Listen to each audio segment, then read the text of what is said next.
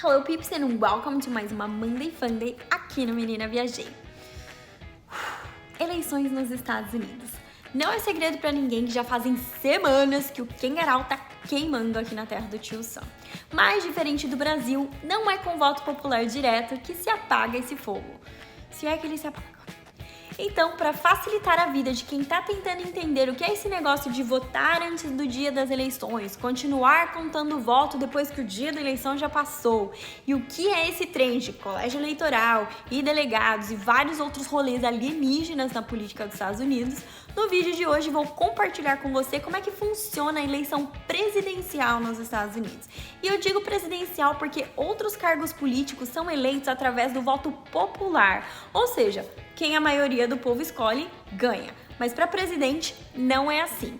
Já aproveita para deixar sua curtida nesse vídeo, porque eu super pesquisei antes de gravar para não falar merda para vocês. E já se inscreve no canal e ativa o sininho para não ficar de fora de nada.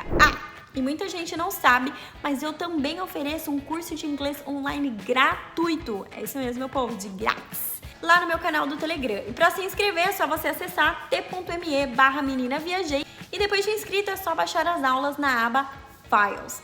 E se você quiser ler todas as informações que eu vou compartilhar nesse vídeo na fonte original, todos os links que eu consultei estão na descrição do vídeo. Então, bora lá! Bom, primeiramente vamos entender os requirements. Para ser elegível a candidatura à presidência dos Estados Unidos, a pessoa precisa, número 1, ter nascido nos Estados Unidos. Ou seja, não adianta ser naturalizado, tem que ter de fato nascido aqui. Número 2, ter residido nos Estados Unidos por pelo menos 14 anos. Não adianta ter nascido aqui, passado a vida toda em outro país e depois vir querer sentar na janelinha. Ou melhor, no Oval Office.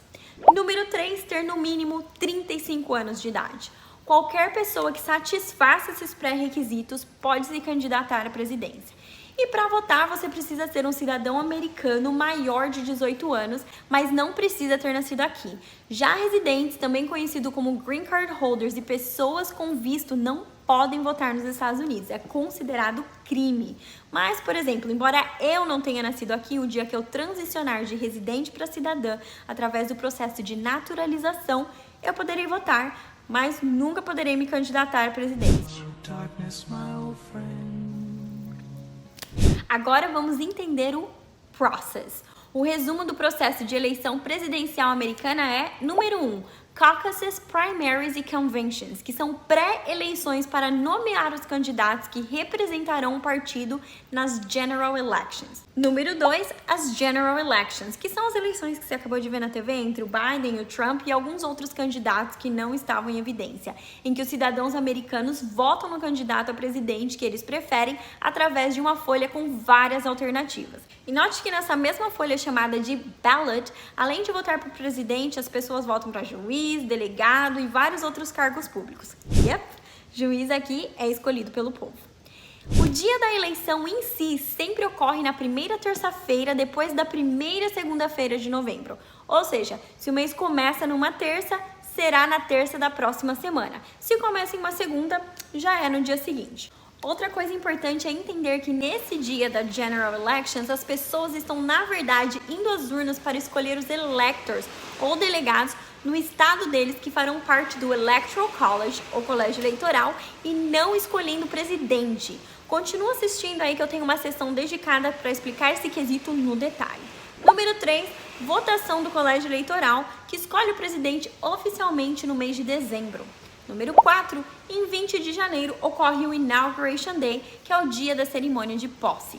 Mas, antes de eu explicar para você em detalhes o processo sobre esses procedimentos políticos que eu mencionei, é fundamental entender que, diferentemente do Brasil, existe muita autonomia estatal aqui nos Estados Unidos. Existem muitas leis federais que se aplicam a todos os estados, como por exemplo, leis de imigração.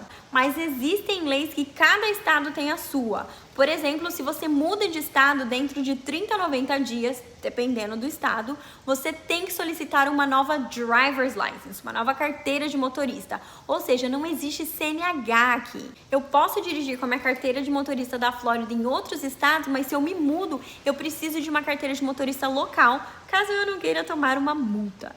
E essa autonomia legislativa estatal se estende ao processo eleitoral.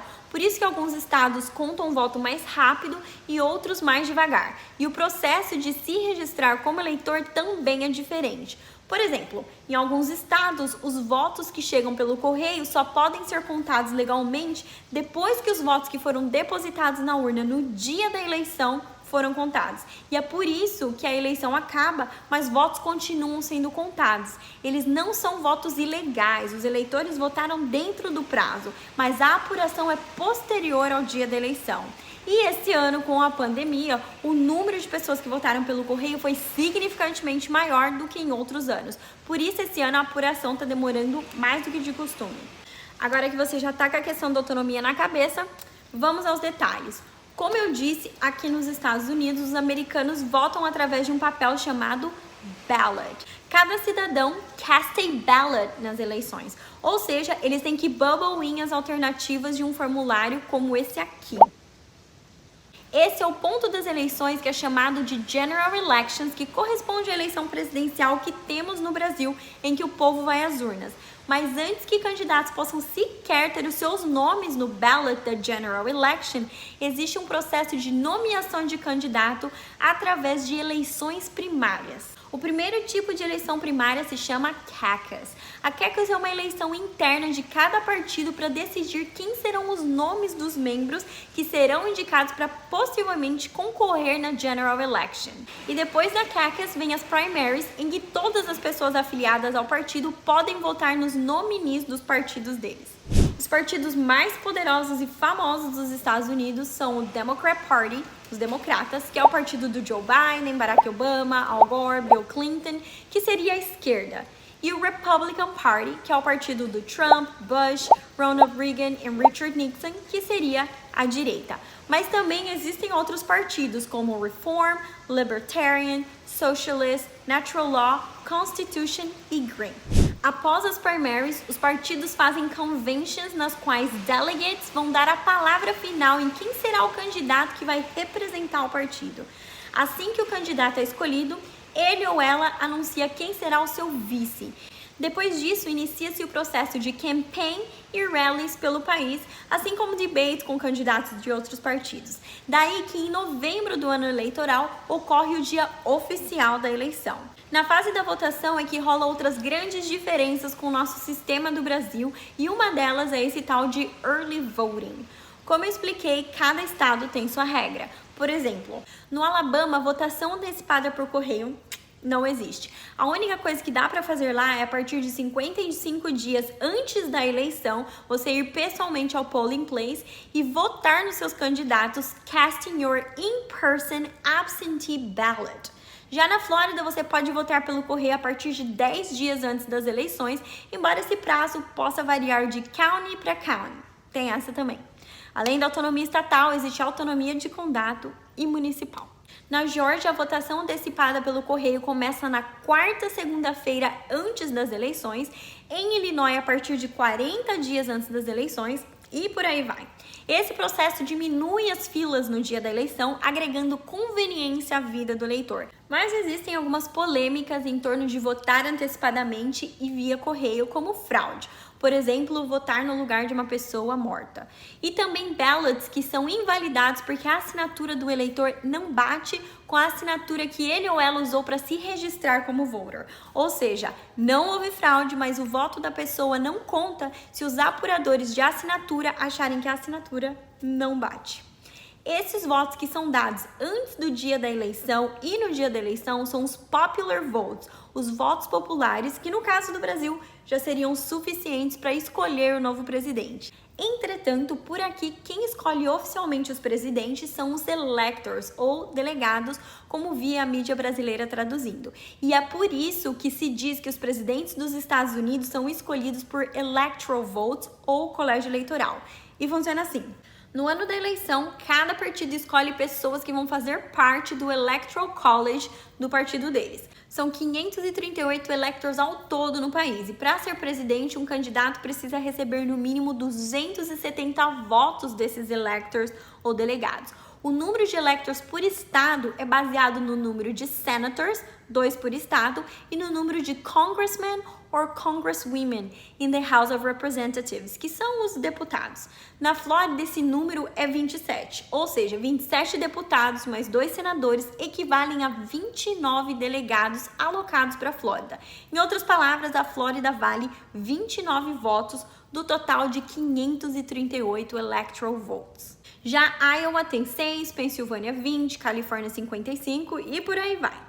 Como eu mencionei, no ano da eleição, cada partido escolhe 538 pessoas para fazer parte do colégio eleitoral deles. Então, quando os eleitores votam por correio ou vão às urnas em novembro, elas estão votando nos electors do partido do candidato para o qual eles escolheram no ballot. Por exemplo, nessas eleições, votando no Biden na Flórida, eu estou votando para os 29 delegados do Partido Democrata. Se eu votasse no Trump, eu estaria votando para 29 delegados do Partido Republicano. Então, agora você já sabe, nessas eleições de 2020, quando você vê a mídia falando que o candidato precisa ganhar em determinado estado, é porque ao ganhar, são os delegados do partido dele que vão participar do colégio eleitoral para decidir o presidente.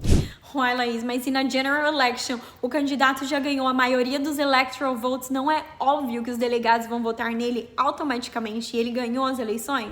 Sim e não.